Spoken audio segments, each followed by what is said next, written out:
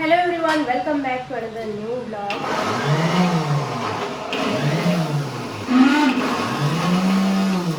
स्वयंपाक आणि आज बनवणार आहे अशी मिरची. मोठी मिरची असते ती असं अर्ध कट करून आणि तव्यात तेवढीच सुकी ना. तर थोडक्यात आपण रेसिपी सांगूया, कारण मग परत कमेंट येतात की रेसिपी नाही सांगितली आणि मग नेक्स्ट टाइम शेअर करतो मध्ये ते राहून जाते, कारण लवकर होत नाही किंवा झालं तर लक्षात राहत नाही. तर यामध्ये काय काय मसाला, ह्यात अद्रक, लसूण, मिरची, कोथिंबीर, जिरं आणि शेंगदाणे. तर हा हे असं वाटण आहे आणि मोठं मोठं वाटून घ्यायचं असं आणि मग रबरबीत फोडणी द्यायची, मिक्स करून ह्यात भरायचं आपल्या वांग्यासारखं आणि तेलात सोडायचं. थोडंसं पाण्याचा शिताडा द्यायचा, हळद वाफू द्यायचं. हळद ही सगळंच, हळद, हिंग जे आपण रेग्युलर मसाला. आणि ही मिरची जी आहे त्याची अर्धी हिरवं करायचं. ही जी मिरची आहे ती अर्धी करून घ्यायची. ह्यात मिरची टाकले, हां थोडी टाकली चवीला. ही पिकी असली तर मग भाजी एकदम टेस्टी ना. अद्रक, मिरची, कोथिंबीर, शेंगदाणे, जिरं, अजून लसूण.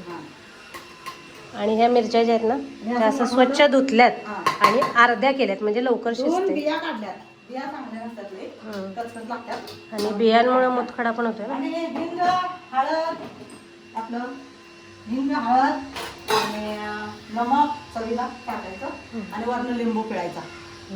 एक लिंबू पिळायचा, खट्टा मिठ्ठ होतंय, छान लागतं. तर सिया वियान अजून झोपलेत बघा. 10 वाजलेत सकाळच्या, तरी उठायला नको आहे त्यांना.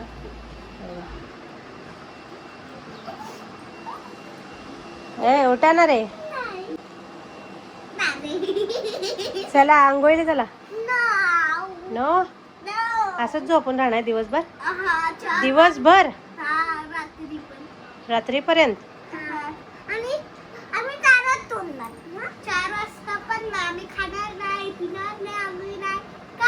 अरे देवा, झोपा. Bye bye. Bye bye, tata. तुम्ही मसाला हिंग, शेंगदाणे. चला, तर यामध्ये आता हळद, हिंग आणि मीठ मम्मीने मिक्स केले. वरून थोडंसं पाणी टाकून ते या मिरचीत भरायचं, त्यामुळे जरा स्टफिंग तयार करते ना. आणि इकडं तेल ठेवले गरम व्हायला. आता ते मसाला मिरचीमध्ये भरणार आणि एक एक तेलामध्ये सोडणार. आणि कोथिंबीरच्या देठा सकटच कवळी कवळी देठ घ्यायची, तेव्हा चव लागते. थोडासा अद्रकचा तुकडा, हां असं मुला थोडासा अद्रकचा तुकडा टाकायचा म्हणजे आणि जरा टेस्ट होते.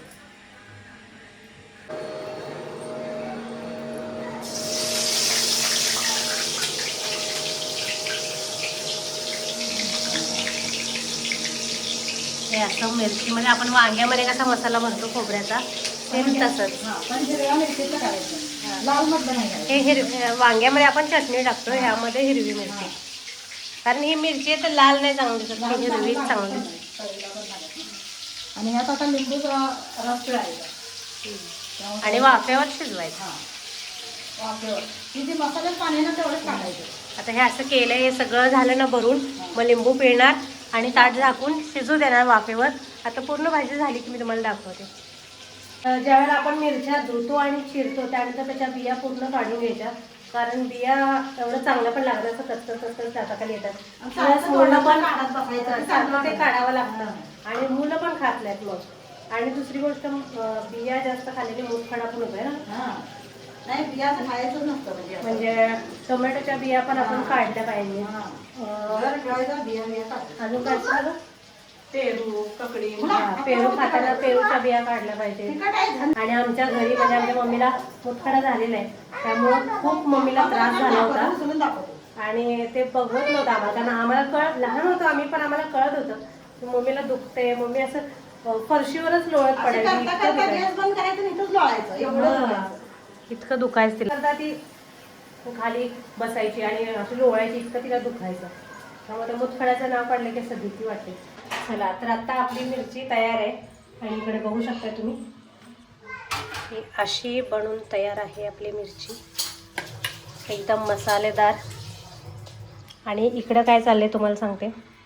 इकडं दूध तापायला ठेवले आणि ह्या शेवाळ्या भाजून ठेवल्यात, ड्रायफ्रूट्स भाजून ठेवल्यात सॉरी. आणि इथे वेलची पावडर पण आत्ताच कुटून ठेवले, कारण संपली होती. तर आता इथं मी शेवयाची खीर बनवणार आहे.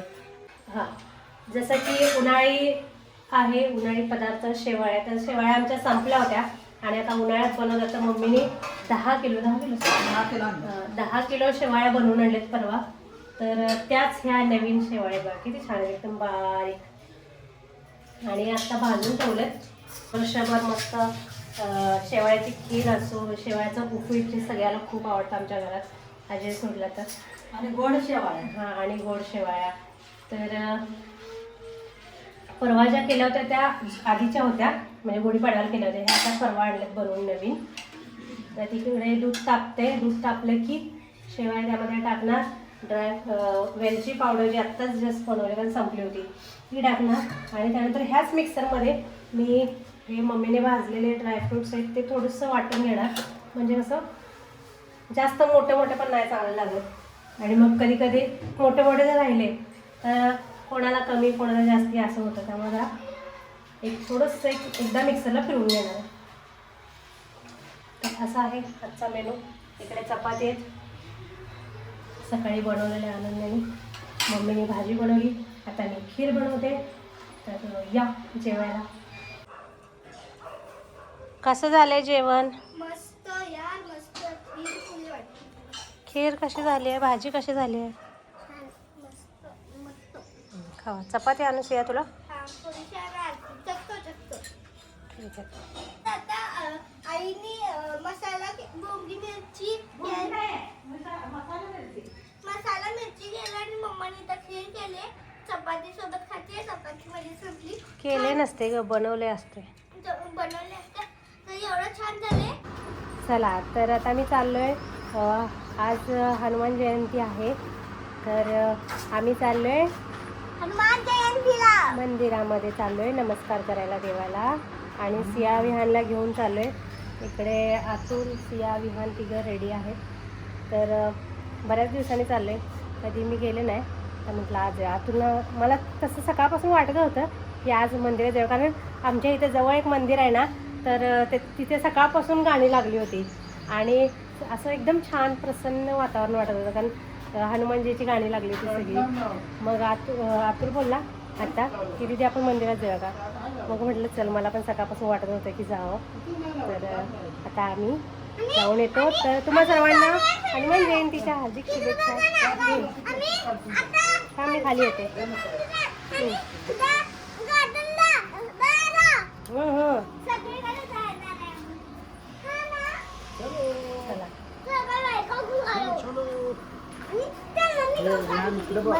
चला, इकडे बघा. तिथं मस्ती करायची नाही. इकडे मस्ती करायची नाही तिथं. हा, आणि खूप लोक असतात इकडे तिकडे जायचं, हरवते नाही तर मग हात पकडायचा, हात पकडून चालायचं आणि दर्शन घ्यायचं. प्रसाद असला प्रसाद घ्यायचा आणि गपचूप आपल्या घरी रिटर्न. ओके.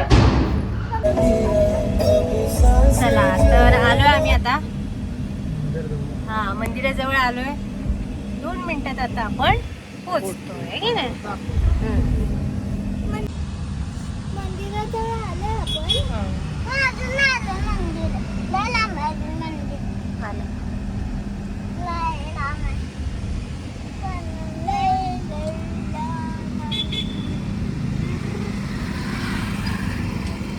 कुठं आहे मंदिर?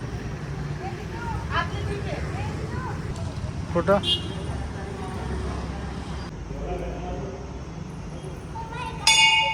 एका हातात पकडलं हे जरा.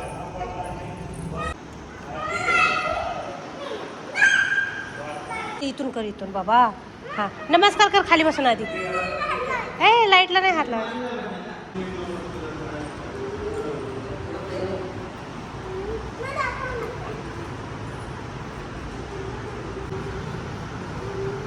तर बघू शकताय मंदिर किती छान आहे. एवढं मोठं मंदिर आहे आणि किती सुंदर सजवलंय. वाव, किती छान सजवलंय ना सिया. इकडे छोट्या छोट्या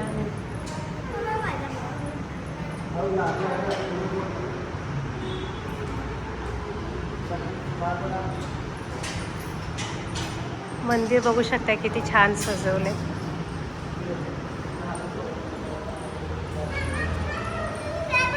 हा पाळणा. जय बाप्पा. जय बजरंग बली. हा.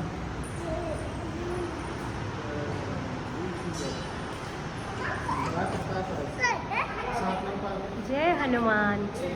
रियान जय हनुमान बोल. हा जय श्री हनुमान. हे जय श्री हनुमान. जय श्रीराम. हात जोडून म्हण ना जय श्री हनुमान. चल. जय श्रीराम जय श्री हनुमान.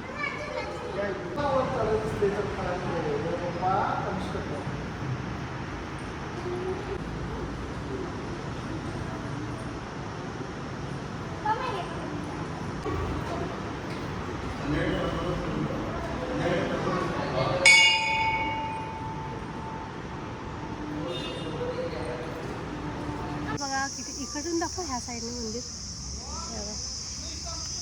मस्त बांधले ना. हा. आत्ता नवीन केले का, पहिला बारकं होतं.